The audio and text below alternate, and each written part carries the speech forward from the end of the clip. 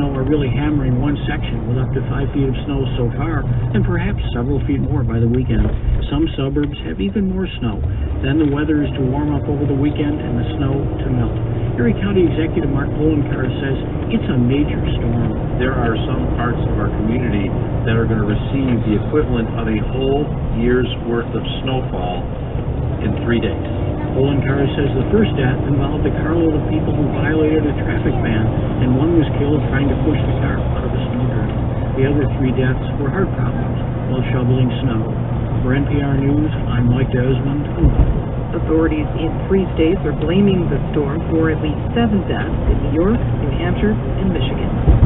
More than 24 Republican governors are gathering in Boca Raton, Florida, for the annual Republican Governors Association Conference. NPR's Greg Allen says many top GOP governors are there.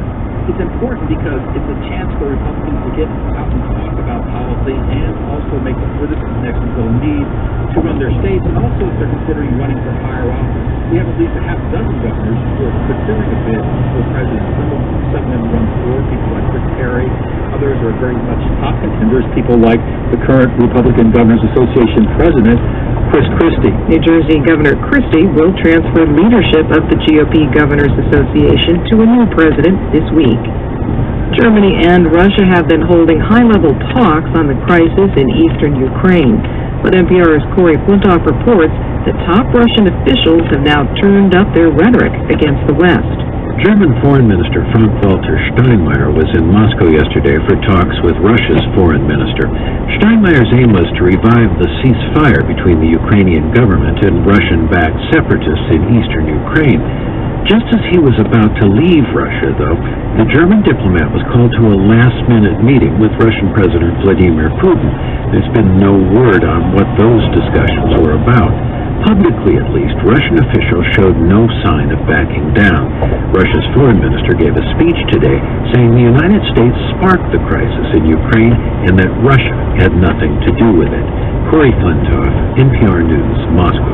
On Wall Street this hour, stocks are lower. The Dow Jones Industrial Average is down 41 points at 17,648. The NASDAQ Composite Index is down 25 points at 4677. The S&P 500 is down 6 points.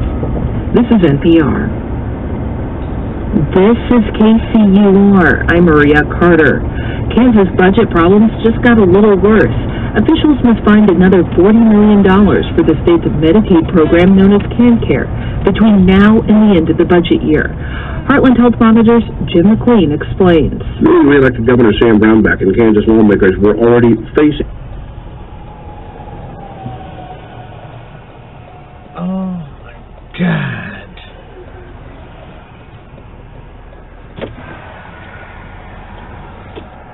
Officer, I'm just sorry. I just came out of that exit. I have